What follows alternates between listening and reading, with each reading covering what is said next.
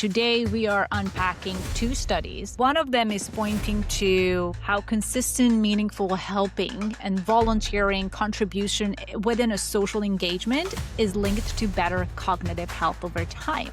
So spending time with either strangers, volunteering, helping them as they're aging actually benefits you, the helper. And the other new study that just come out looking at Fasting Mimicking Diet, which is a 5-day intervention through very specific nutritional elements that is showing improvement in insulin signaling, lowering inflammation, upregulating autophagy, the cellular cleanup that you and I have talked about.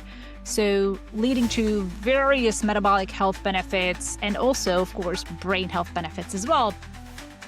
Welcome back to the 90% Healthy podcast. Happy holidays. Happy holidays, Klaudia. We are coming to you in the period of time between American Christmas, I guess it's Christmas everywhere, and New Year's. So it's kind of a time to reflect and look back at what we've done in the last year, and it's a pretty cool time. Yeah, and it's the time and nobody knows which day it is, what's going on. So Oh my we're recording God. this on Saturday. We never recorded on a Saturday. I can't even keep track of the day of the Yeah. week I'm on. It's just, not that it makes a difference, but it's just, No. it's been crazy right now. Yeah, we really want to wish everybody happy holidays. We hope it all went well and you spend some time with family and friends and loved ones and indulge without guilt because you've got to do that. I You know what? certainly did. That's really what life is about. At the end of the day, and listen, if Claudia and I haven't made it clear, we're not endorsing the monastic lifestyle. We don't think that health comes from, perfection, comes from doing this. It comes, and we were talking about it a little bit right before started recording, is that really this quality of life comes from this compounding of small behaviors over a long period of time, which eventually lead to better health outcomes and performance and things like that. And and frankly, I train so I can indulge. Um, that this is what it's all about. This is one of those peak seasons where it's like, take the robes off, enjoy yourself, be with family, and don't and give yourself grace. I mean, I think if I've said this a couple times on the podcast, is that you have to be able to say, okay, I'm giving myself grace, I'm giving myself forgiveness, I'm going to take it in, and I'm going to enjoy myself. Can't do that 365, but you can do it occasionally. And this is the time to do it because I Yeah. cannot. It's so hard to see sometimes people who go to these holiday gatherings, and yes, so more and more people say no to alcohol, which I applaud. It's not the most necessary thing, but Christmas and the holidays are about the homemade cookies, the homemade dishes, and those are, first of all, generally, we're not talking about the boxed, highly processed foods that we're getting from the store, but generally, like in our household, we're baking a lot of different stuff, but generally the ingredients are good quality, high quality. Often the flour is from European flour, so we go the extra Oh, mile nice. to make it, the healthy kind, even though it's got sugar in it, and it's certainly absolutely delicious. And we don't eat a bite with, oh, this is too much. Oh, now I'm going to have to put an extra rep in the gym. It's rather like, okay, this is going to taste amazing. And I'm totally having it until it's gone. And it's Yeah. gone really fast. Like the other day, we were baking apple pie. Oh. Hungarians bake apple pie differently than Americans. We shred the apples and we squeeze the apple juice out of it. And then so we have the apple cider separate. But then the shredded Wow. apples then go in between 2 layers of stretched out dough. But let me tell you, that dough is so delicious. I literally eat the dough raw. It's so good. It's basically just butter, flour, eggs, and sugar. Oh my And God. it's so good. It's Of course, almost my like a stomach hurts a little Hungarian bit after. baklava kind of a thing. Oh, It's an upgrade. so good. What an interesting combination. It is so nice. And then you put it in the oven and it bakes and it's absolutely mouth-watering. It's my favorite, Now one of my you've got favorite me. desserts. Okay, now I'm jonesing for some. I'm gonna have to try some of that. That sounds Hungarian Anytime apple we pie. take it to any type of party or any celebration, it's a hit. It's gone real fast because it's more so like a little bit of dough with a lot of apples. Yeah, yeah. It's tasty. So anyways, Very off good. of that tangent. So yeah, no guilt is associated with eating that at all. And I hope everybody actually had some time. But of course, we hit the gym and we work out and we go for walks, and it's part of our lives. Beating ourselves up is not. But You know, what's funny about that is that, and we're going to talk about it in one of the studies here today, is that, and I just said it at the beginning of the show, is that it's this, first of all, guilt is something you put on yourself. That's a self-derived emotion. yes. And listen, whether it's religious practices, whether it is something going on socially, there's a lot of pressure. And I don't know why this happens. Maybe we need to find the right psychologist to talk about this. You don't have to do that. You have control over this. And part of this is being able to take a minute back, get focused, stay present, and say, okay, do I really need to feel bad about this? I mean, what is the benefit of that? I mean, and so being able to stay present, look at your stress, understanding how stress works. There's times where we do want stress. We create stress. We exercise to create stress. We do, we climb in saunas to create stress. We do these things. And then there's natural stress from life that we deal with. But we don't have to, I when I'm working with individuals, we talk about prayer as meditation. Prayer can be a wonderful form of meditation, but having grown up Southern Baptist and a wife that grew up Catholic, I at least have to take those two. I say, okay, are you Southern Baptist or are you Catholic? Because I was taught prayer in a fearful manner.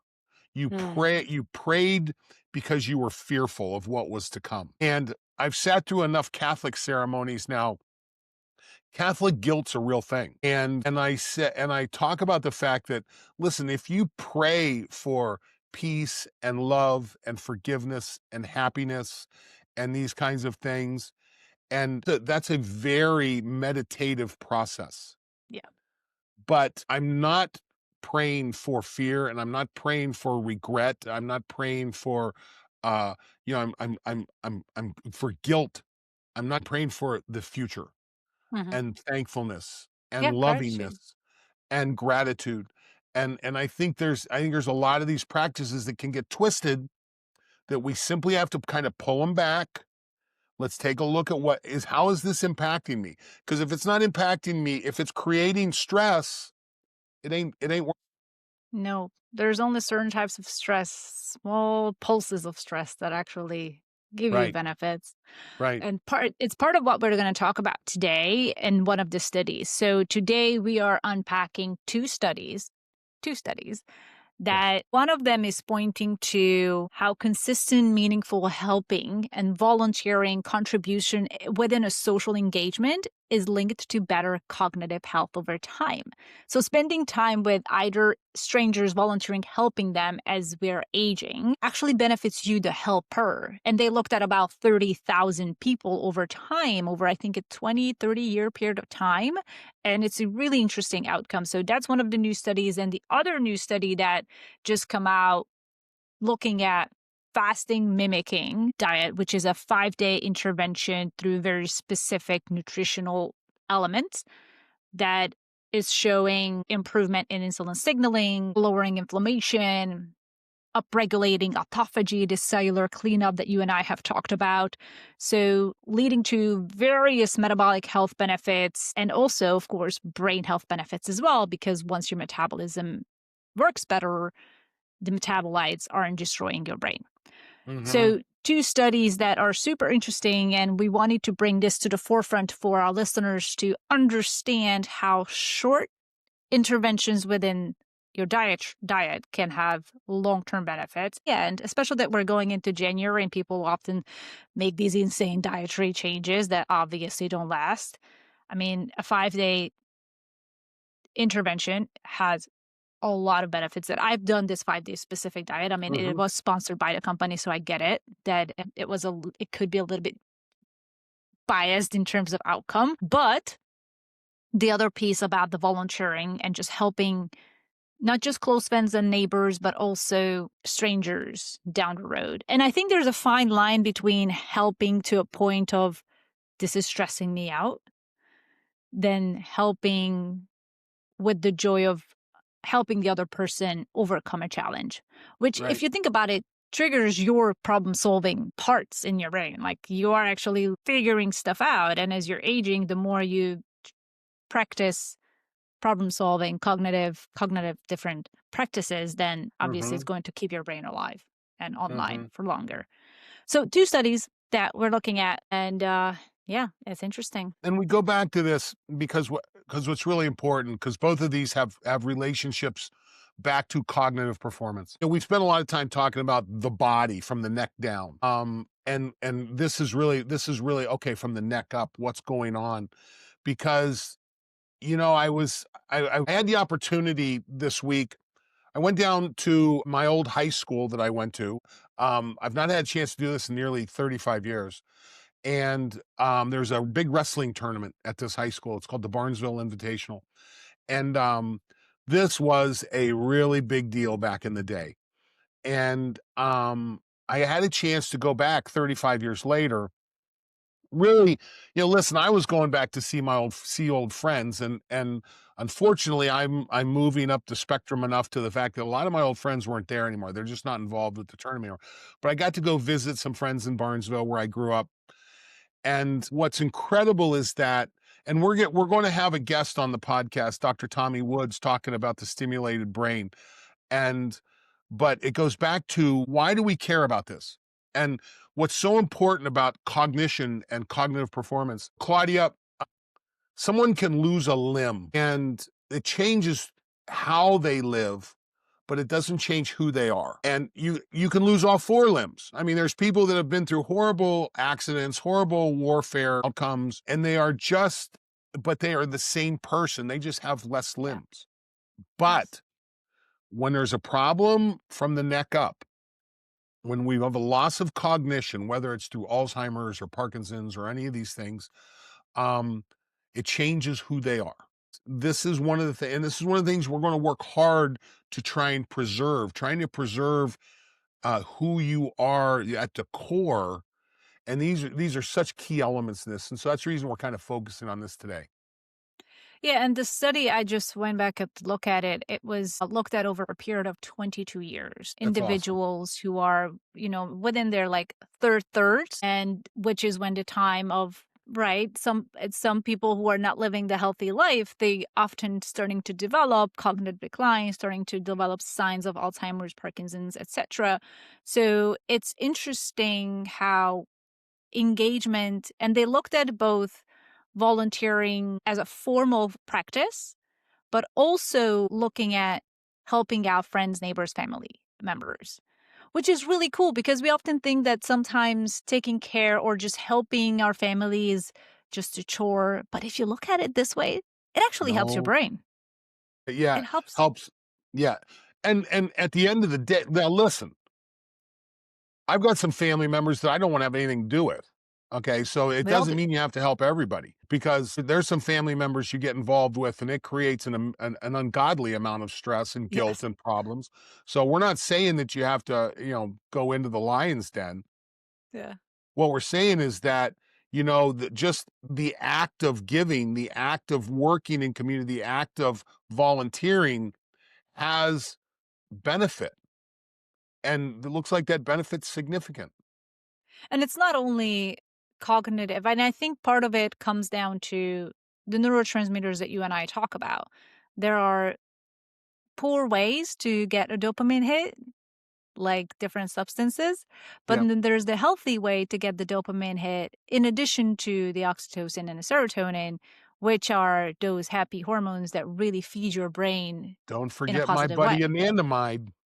Yes. I Yes. always forget that. Why do I forget that? Anandamide, you gotta throw it in there, the endocannabinoid.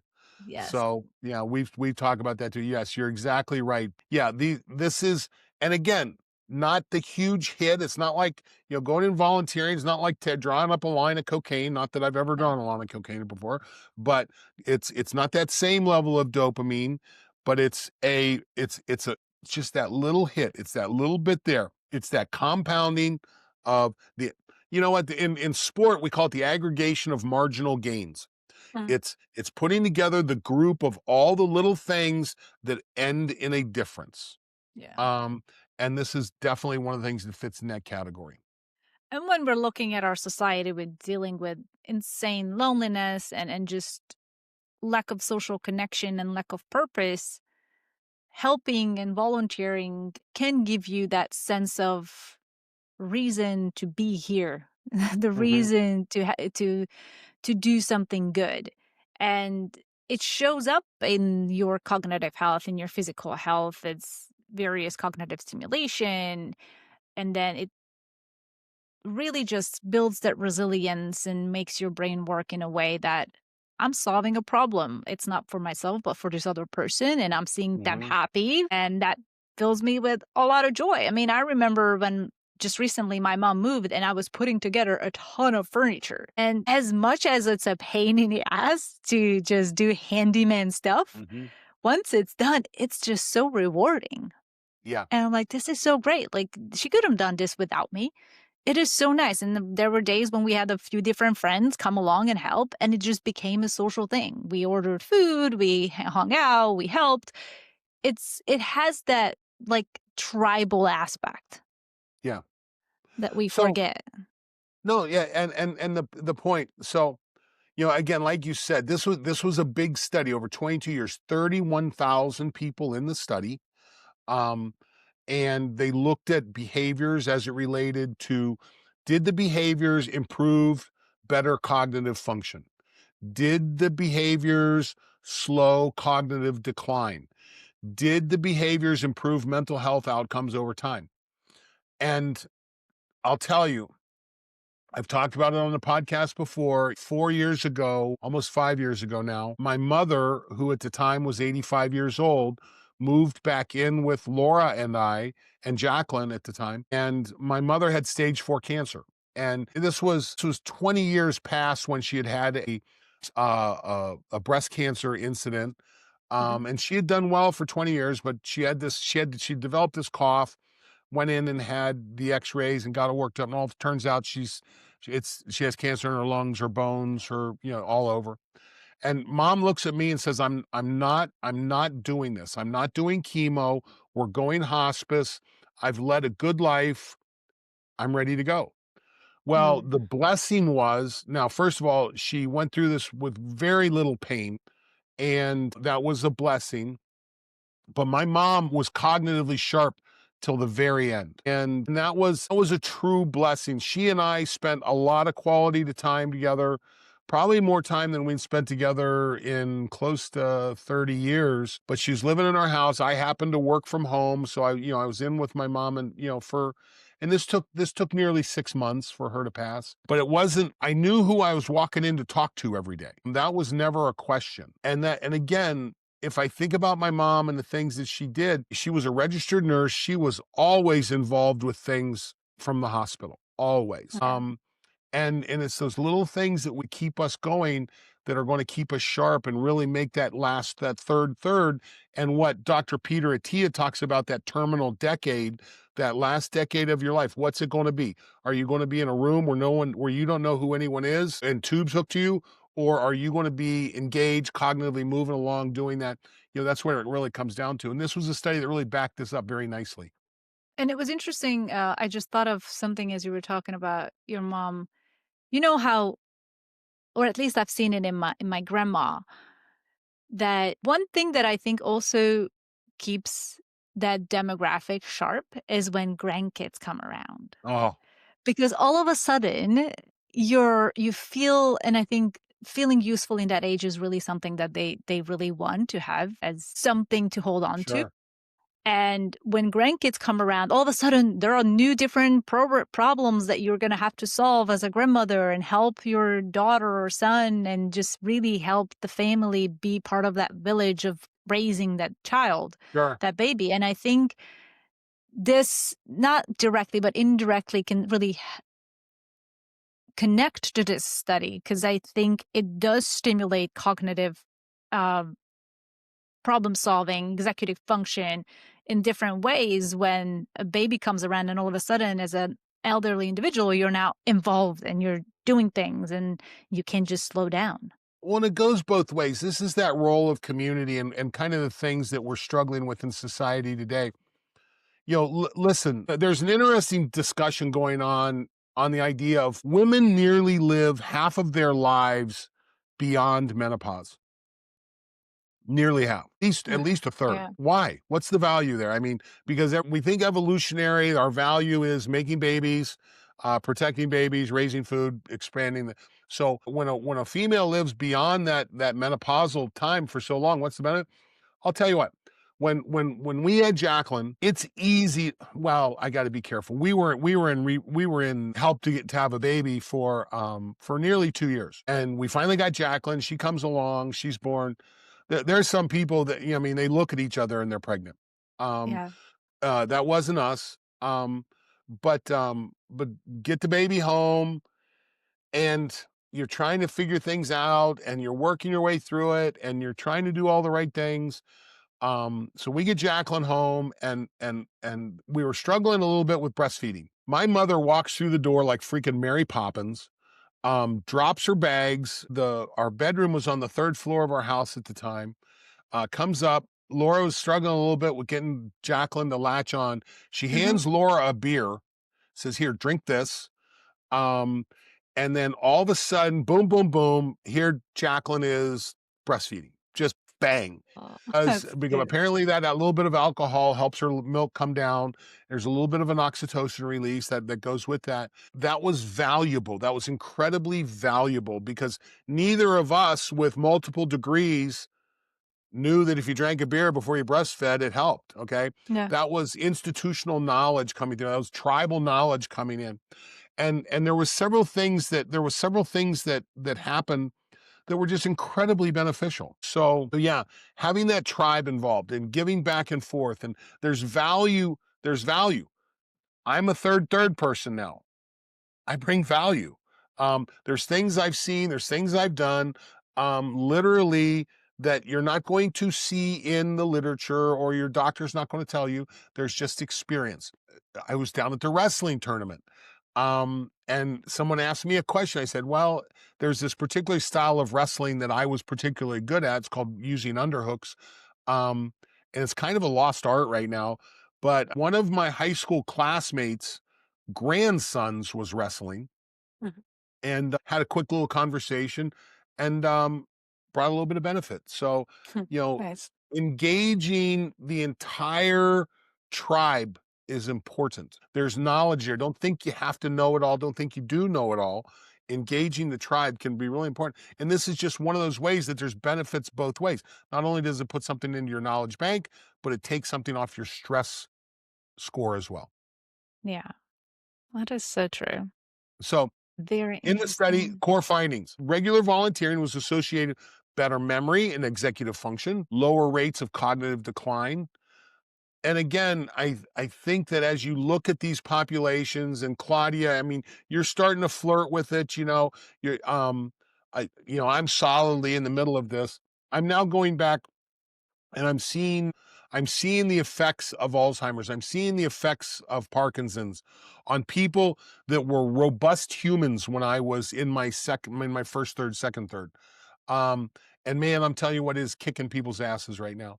Hmm. Um, and so you're trying to do your best, and these are all tools that we can help to do this. So regular volunteering was associated. Benefits were strongest when it was done consistently, purpose driven. It can be associated with the church. I love the idea of volunteering associated with the church or associated with the community. My mother was particularly invested in women who were single women who were struggling. She was very involved with abusive women's shelters. Yeah. I'm not to the point I'm not sure she didn't put on a ninja outfit at night and go take some people out. But she was like that. But it's very consistent, very purpose driven, and socially engaging, getting out into the community, building the tribe, supporting the tribe. This is what is so critical on this. Oh, yeah. Those female superpowers. I'm telling you what, you guys are something else. That is true. Okay. Let's pedal on to the next study. You want to walk that? You want to go fasting mimicking? Let's go fasting mimicking. Have you ever tried it? I have. What did you think? Did not I did not have the impact. Here's the challenge with fasting, making diet, fasting, and all the things, and how it relates to me. There's not a marker. I can't look at my watch. I can't look at a blood score. I can't, Mhm. there's not an immediate marker here. Okay. But there's no doubt that the data shows fasting delivers benefits both physically and cognitively. No doubt about it. When you look at it on large population basis, there's no doubt that it's there. Um, and when we look at the fasting mimicking diet, so the reason we're talking about fasting versus fasting mimicking is that um, is that we started to look at, okay, so fasting's good, but how much fasting do we need to do? Do I need to do a 40-day fast? Do I need to do an 8-day fast? Do I need to do a 3-day fast? Well, what they found is that you can pull this thing down to where the fasting is, you can really control food intake for a period of time, for an amount for a period of time. And man, there's real benefits there. I know when I do my intermittent fasting, when I'm doing really good, which is not where I'm at right now. I am not engaged in this right now. I'm engaged in something else in my life. So there will be a time when it'll come back up again. But when I really get my fasting, my intermittent fasting down, I get to the point to where I'm doing 18/6s pretty regularly, Mhm. and I can just skip a meal. And boom, I'm 48 hours into a fast. And then skip one more meal, and I'm 3 days in. Okay, it's about getting, and what's happening is we're getting our internal enzymes up to the point to where they're ready to digest your own fat. Yeah. Okay, because our fat enzymes, I call them lazy. That if they see sugar enzymes around, they're like, ah, let them do the sugar. We're going to sit over here and take it easy, and they just don't build up. Yeah. Um, but when you're intermittent fasting, you're building up those fat metabolizing enzymes, which are going to result in the production of something we've talked about on the podcast before called beta hydroxybutyrate, the ketones, which make you cognitively very sharp. And if you think about it evolutionarily, yeah, the body's saying, "Hey, I need you to go find food. I need you to go hunt. I need you to be sharp and focused in what you're doing." And that's one of the beauties of using a ketone or a ketone driven diet or something like that. So, but the question is, how much can you tighten this up? And you can. There's a process. This fasting mimicking diet works. It's very clear. It's a very interesting concept when I came around it because I've never done an extent. The longest fast I've ever done was 48 hours. Okay. So that's water fast. And then I tried the fasting mimicking. For our audience who haven't heard about it, this fasting mimicking diet was developed by a scientist called Dr. Walter Longo. And Hmm. it's the premise is to have a significantly reduced caloric intake through very specific nutrients for a 5-day period. And I believe what it is, it's the first day is 1,100 calories, then the next 4 days is 800 calories. The fasting making diet gives you the actual pieces of meals that you are consuming during those days, which includes different shakes or soups, which I was surprised that they actually tasted good. Like I enjoyed it. Hmm. And in addition to some herbal Nutrients. teas. Your body, if there's a nutrient that your body wants, it'll make you taste good. It'll make it taste good. That's true. That's the way that works. Yeah. And it was primarily and it was fully plant-based, very low protein. Interesting. So the study looked at different biomarkers. So they did collect blood at baseline and then at day 4 and then during the intervention and then day 6, which was the last day, and then within Hmm. 48 hours after completing, so on day 8. And they looked at different biomarkers that would refer to fasting glucose, insulin sensitivity, triglycerides, ketone production, like you mentioned beta hydroxybutyrate, and then other biomarkers like blood pressure and then body fat markers. So, and of course, one of the other things that we always talk about, autophagy. And I didn't know autophagy could be measured through whatever it's like. It's called LC3B. It's a weird marker, but It's a are you lab aware of measure. that? Okay. It's a lab measure. Yeah, so this can be done in a lab. It's not really done in it's not you can't go to your doctor and get this study done. Uh-huh. but it's a lab measure right now, so that's the reason it's not generally available. Again, one of these days, I was on a call the other day, and they have an analyzer now that you can wear on your wrist that measures blood lactate in real time. And if these guys get traction with what this thing's going to be, it could really change the way we do exercise. Could change the way we monitor, prescribe, and dose exercise. Mhm. Well, this technology keeps improving all the time. And I was watching their presentation, and not only do they do lactate, but they've got cortisol coming down the road, the Hmm. stress hormone, and boy, Continuous? continuous. Wow. Yes. That would Not be there funny. yet. Like, I'm sorry, you're stressing me out. I need a Yeah, minute. yeah. Come here. I need to give you a throat punch. So, That because is that funny. relieves my stress. But yes, this is coming. So we're not there quite there with autophagy yet, but we can again. So how do we know autophagy works? Well, we do lab studies, and we have Mm. lab measures, and these are measures that are easily done, more easily done in the lab than what they are in doctor's office. Yeah, and of course, this study, we can look at it as well. It's biased. We know what the outcome they wanted to get, so they made sure that they would look at things that would give their outcome because it was They're sponsored by the. confirming. They were Yes. confirming that what Yes. they were. Yes. Yeah.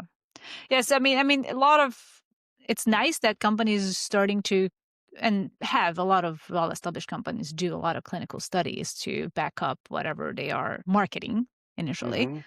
And this was a legitimate clinical trial registered study. But again, the sponsor was and the company that paid for the study was the company itself that sells the product and partners with organizations, and it's gotten a lot of different. It's not the first time they've done different studies when it comes to metabolic health and diabetes and obesity and different health conditions and the impact it has, not only those, but also cancer. So initially, when you're starving the body for that many days, it helps reset a lot of different pathways, among one of them being mTOR and AMPK, which you and I have talked about, that really just allows the body to go into a little bit more of a catabolic state, initially eating itself. So let's revisit that for a second. You used three Yes. words there Yes, and that I we need you that to we explain. that we should go back and look at. Um, let's start with the third one, catabolic, catabolism. This means to break down. Okay. The opposite of catabolism is to build up. We call it anabolism.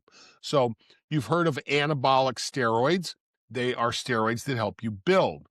If you have cortisone, cortisone is a catabolic steroid. It breaks down, lowers inflammation. Okay. So we see an increase in catabolism. So we're breaking things down. You also talked about what's called mTOR.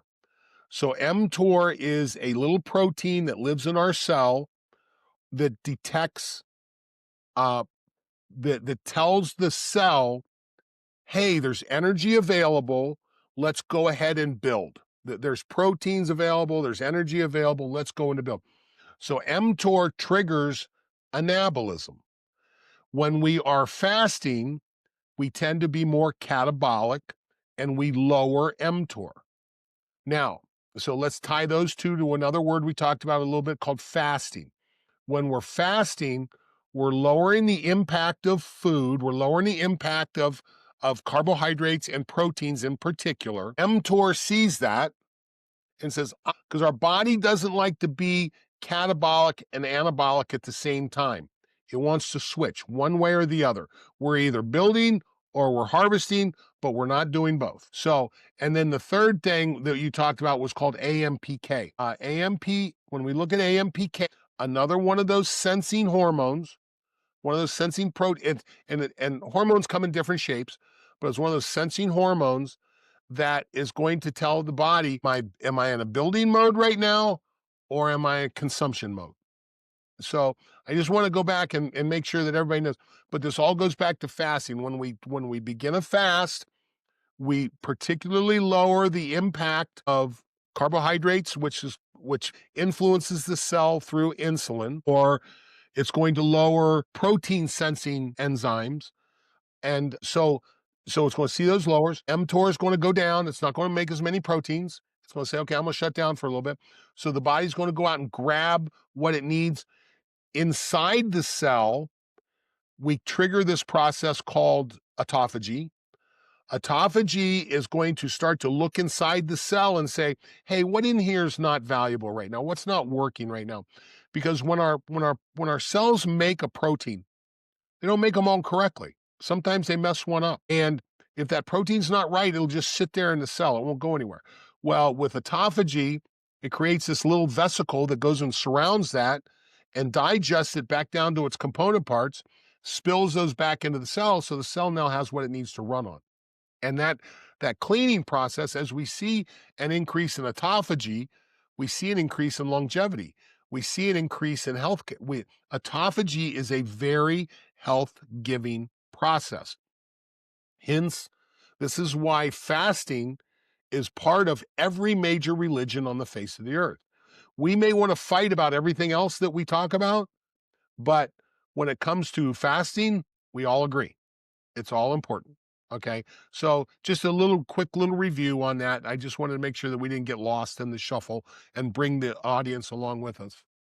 No, I absolutely love this. This was a great explanation because I think fasting has been part of the world of wellness and longevity for a long time, but there's still a lot of misconception around how do I do it? What's the point? What happens? And I think because I've the quickly felt stuff that people begin to understand is like, okay, I'm hungry. Like what?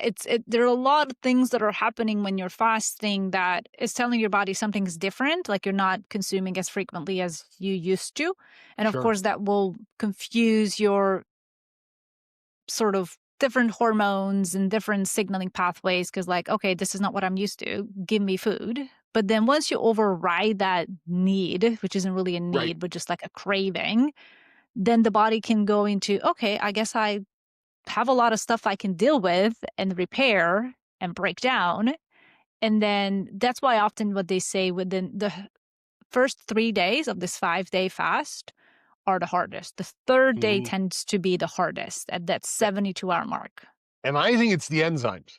I think Could it's be the it. I think it's this fact of getting those enzymes cranked up so they can do what they need to do, because that fourth day after the third day, that's when you're really starting to get the kick in from the ketones.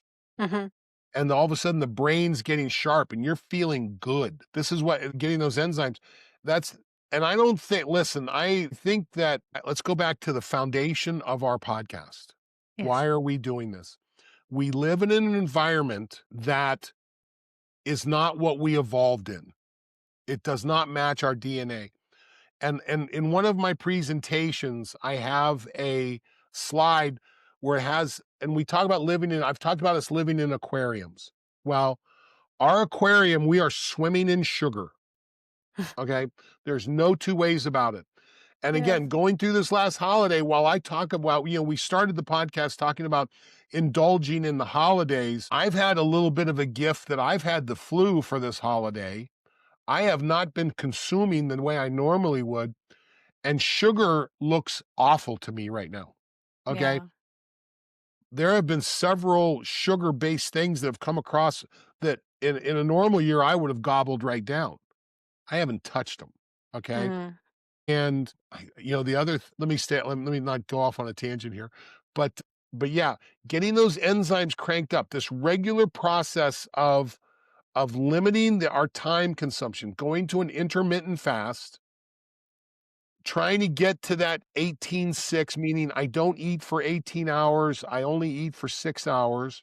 This is a type of a fasting mimicking diet. This is a type of one. It's not the registered trademark kind, Mhm. but there's no doubt you're getting some of these benefits. And then every once in a while you throw in, again, you skip that meal and you get that 48 hours in. There's huge benefits that come from that.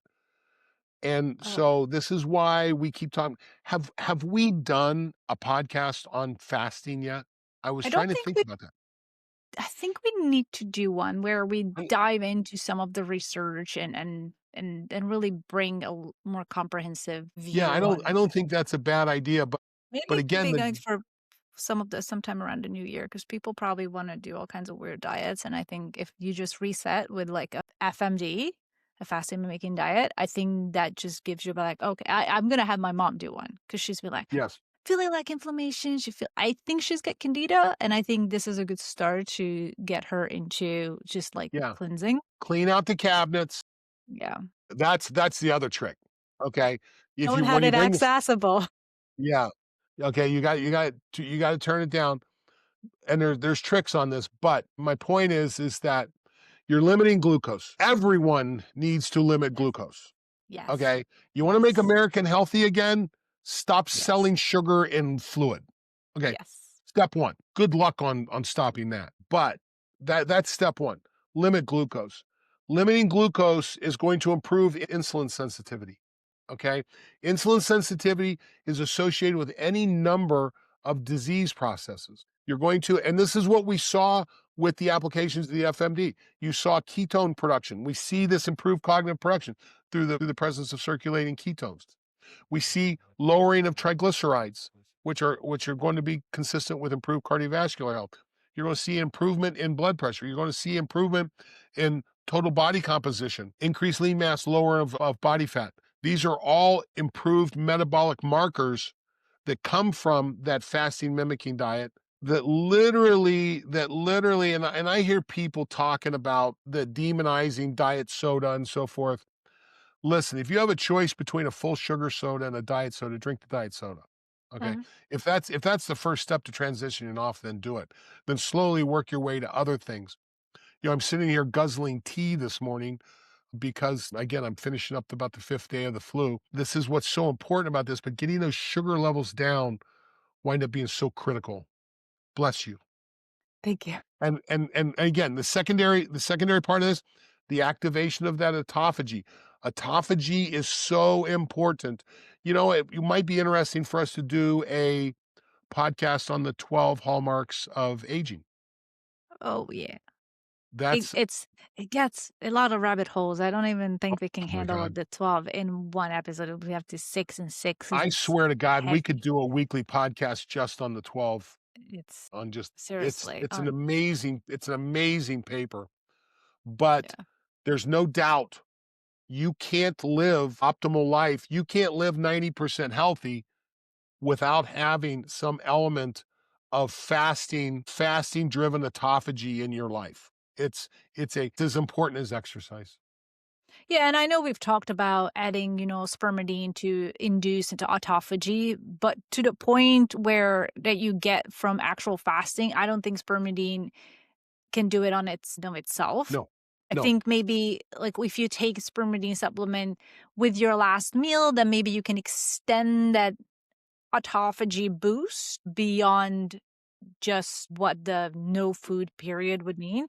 So But for our audience, Claudia didn't just go freak on us there. Okay, there's this little molecule that's called spermidine. It's called a polyamine. It's a tiny little molecule that you find in all cells of your body. It comes in higher levels in certain levels of food, and based on the industrial production of our food products, spermidine has been lowering and lowering and lowering in our diets. Spermidine is critical. Looks like it's critical in the methylation of some of the genes that drive autophagy. So autophagy is a process that kicked in. There's cellular, these cells see these things. There's little proteins that say, hey, it looks like there's a drop in this. Let's go do this. And spermidine is one of the ones that's critical for the methylation of one of those genes to work. And you're exactly so. Spermidine is always autophagy is always present in the cell. The question is it downregulated or upregulated? So if you want it upregulated, you've got to have this small molecule. And spermidine is one of the supplements. I worked for a company called Spermidine. We sold a supplement called Spermidine Life. It was a great learning experience. It's a wonderful product, and I think I don't think it's a rock in the jar. I think it's gravel in the jar. I think you get your big rocks put in with when we talk about the rocks in the jar, movement, nutrient dense food, sleep, and light. In nutrient dense food, that part of that rock also has limited calorie intake from time to time. So Mhm. it's not just limited nutrient dense food all the time. It's also limiting your intake so that you can stimulate autophagy, usually at night, usually when you sleep. Usually, so this is why it's so important, these habits coming together. So yeah, it's critical that you have those nutrient dense products in your food. And by the way, the fasting mimicking diet is loaded with micronutrients. It's loaded with vitamins and minerals, low proteins, limited carbohydrate, a little bit of fat, but it's really focuses on lots of fiber. It really focuses on what can we do to create the environment, to create this autophagy event in our cells? And oh, by the way, it really pays off. The data is on it, it's very clear. Clear. It's been studied for several years now, and I'm sure they are constantly doing studies with different populations. Even this study was not big. It wasn't like representative per se of the entire population. It No. was 30 healthy participants, but they've done a lot of studies with individuals who have some type of a health condition. So obviously the markers could shift a lot more when you are in a 0 to -10 state. Now, when we're looking at individuals in that 0 to 10 state, then the shifts may be a lot more subtle, but that's where we want our audience to get from that, minus numbers into that 1, 2, 3, 4, 5, 6, 7, 8, 9, 10. We wanna stop at 9 because 10 is Right. hard to attain. But honestly, Listen, it's there's interesting. a lot of days I'll take 2. Yeah. There's just a lot of days I'll take 2. Um, Yeah, so very cool, and I love seeing these new studies come out and looking at healthy individuals and looking at individuals who are not in that diseased state, right. because this gives you and I, who are generally healthy, some stuff to talk about with our audience who may also have times of their lives when they're generally healthy but want something that actually still moves the needle from 4 to 5 or 4 to 6. And I think Yeah, passive and mimicking the could be. and the beauty of that study is not just the people that did this lived longer. And you know what? I have to go back and look at that study because I did not look this closely at it. Did they do this on did they do this on worms and mice and humans, or was this just humans? Years ago they did, in animal models. I think they're Yeah. just recently Well, started to do a lot more the on point is humans. from the study, there wasn't just an increase in length of life, there was a health span associated with this. So when we talk about longevity, we talk about lifespan and health span. Lifespan's the number of days that you're breathing, okay, on your own. Health span's the number of days that you're breathing on your own, well, that you may be getting help, that there's some condition that is taken away from your ability to live on your own. So with this fasting mimicking diet, the beauty was that we saw an increase in health span. The caloric restriction extended lifespan and health span in animal models. We've seen this. Periodic fasting may offer benefits with better adherence. So the more you do it, the better off you are. Compound small behaviors compounded daily for a long period of time. This works for exercise. This works for dieting. This works for sleep. This works. We've talked about the fact one bad night of sleep won't ruin a bad week. A lot of my athletes, a lot of times going into competition, right before competition, that night before competition, sleep was not optimal. It's okay. If you've got 8 or 10 or 14 days in behind that, you can miss a night. One good night of sleep will not make up for 14 bad ones. Okay. You've got to get the habit. The layering, the compounding, the layering of habits over time is where the benefit comes into play. And so not only did this deliver a benefit, health span, lifespan, but also cognitive performance as well. And we see this, and that's what's so cool about this. And I think it's a little indirect. The paper, which we'll link in the show notes, I was only able to get most of the abstract and introduction. Like, I need to pay or have through my organization to get the whole length of the study. So I think the health span and the cognitive aspect are a little bit indirect, that a lot of the things that they report to improve indirectly has a link, a correlation, maybe not causation, but correlation to increased health span and increased cognitive performance, because your insulin is lower, your glucose is lower, your biomarkers Your are. ketones are higher. Exactly. So it's a lot of things that play within the more optimal kind of state and upregulating those sirtuins, those longevity genes that actually help you live longer, that have been looked at to be responsible. If they're active, they are helping mice, humans live longer. Mhm. So very interesting correlations and good to know as we're getting into the new year, because a lot of people are talking about, oh, I'm going to do this juice cleanse. It's going to be great. But if you're not getting the nutrients with that juice cleanse, then you're literally just starving yourselves and then you're not really going to reset anything in a meaningful way. So I think, and I'm not trying to be super like promo and salesy with the Right, FMD, right. with the fasting mimicking, but I think it does have a lot of proving how the packaging includes a lot of different stuff that supports you, even though you're restricting significant calorie intake. So I would rather do an FMD than a juice cleanse or whatever type of cleanse that Absolutely. people go into, or like do like a very strict, long diet that you within 2 months you end up going back to your terrible diet. So, and of course, once we talk about fasting in a deeper way, we'll talk about how to break it. Cause obviously you can't just have a 5-day restriction and then go back into eating junk the 6th day, cause Birthday that's cake, not going to help. I know, don't birthday cake, break drink it.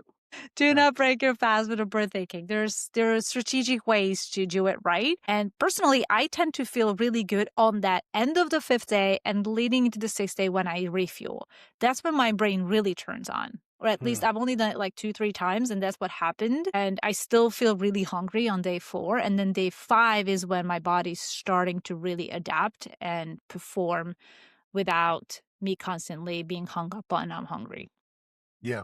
So Yeah. yeah, So different. we'll talk about this as we go into the new year. You Yeah. know, Claudia, I don't know what the anniversary of our first episode I is. have to look at it. But We're we're coming coming up up on it. on it. Yeah, we're definitely coming What up is on it? it. This is episode 45 for us. 45. Yeah. How many weeks are in a year? 52. Okay, so we've got 7 more weeks, technically. So We've we're been right there. consistent. Yeah. And what an interesting time.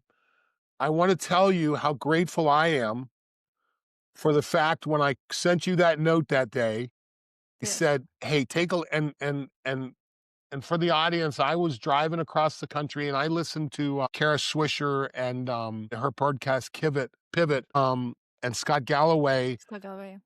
and I said, "Let's do this, but let's do it with a health and performance aspects." I am so grateful. Tell people every day, and it's we don't know why we come into each other's lives. But I remember the day. I can remember the day I met you for the first time out there in Long Beach, Yeah. and you're standing there, and I was trying to hire someone for Longevity Labs back at the time, and I said, "What do you do?" And she says, "I work for this company that measures HRV." And I go, "Oh, no, no, no, I'm not hiring you. You're Yeah, I doing what I remember. wanna do." Um, but that meeting, I remember it standing there at that table like it was yesterday, and I am so grateful that we have crossed paths and become friends and we're now building a bit of a community. Um, it's so fun to hear from people. "Hey, I was listening to your podcast, and they asked a question." I go, "Really? You were listening to it?" I'm like, Yeah. "We think we're talking to each other sometimes." Yeah, seriously. So, thank you. I'm so grateful, and I really appreciate it. And right back at you. I mean, it was so humbling for you to think that we can build this together, that I am capable of creating something with you that is this lasting, and we're constantly bringing on new ideas, and we're really good at bouncing things back and forth and creating. You've got incredible strength that are my major weaknesses. And it's just so nice to see when I can like, okay, Don, I don't know how to explain this, but thank goodness you've Well got a lot load of knowledge in that thing. So it well, is really nice. and thank you to our audience, to anyone listen, the most valuable thing in life is time. There's no two ways about it. You cannot buy it, and the fact that you'll give your time to listen to us, to ask questions, we are grateful to you as well, and we are very thankful that you're there. We're really thankful when you like, share, and follow. That really makes us happy. Yeah. But thank you to our audience as we finish out the year. We're grateful for you, and we'll keep moving on this for at least another year, I think. Oh, yeah. We just renewed our Riverside account, so we gotta go in at least There you another go. year. And who knows what this is going to turn into. I know I'm so excited about it, but we slowly keep bringing we want to bring things that we think fit. It was funny, the we had a teaser on social media that that Riverside, the platform Oh, that we really? record our podcast on, it said, you know, like the same way Spotify sends you stuff back, what you listen to them, it said, here's what you do the most of, and we giggle a lot. That was funny. That's awesome. So we enjoy ourselves. We say the word athlete a lot. I think that's for me is like, okay, I need to work on that. Or I don't know. I haven't made up my mind yet. The third part that you didn't hear in that teaser is the number of times we say, "Oh," I cut that out when we did it. That's hilarious. But there it is. I just did it That there. is, yeah.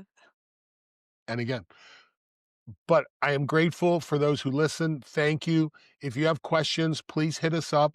You can find me at trainrecoverwin.com. You can find us on the socials. We'll usually have something there. We're grateful that you're there. We're grateful that you follow us. And we're looking forward to a really cool 2026. Indeed. Thank you so much, everybody. And send this to someone who needs to hear it, someone who wants to start a weird diet in January because FMD will be a lot better. And also help out your friends, help out your family, and volunteer. Your And brain literally will build your thank you. tribe. Yeah. Take the time. It literally, like, I see my brother has a nice group of friends and they all take the time to spend time together. They're all busy entrepreneurs. Like, they could have a lot of other shit to do, but they make the time to spend time together. And I That's good. think it's so beautiful. So That's good. beautiful. Yeah. So Okay. thanks, Don. And thank you, Claudia, listeners. talk to you next week. Talk to you next week. Our last Bye-bye. episode of the year. Bye. Bye.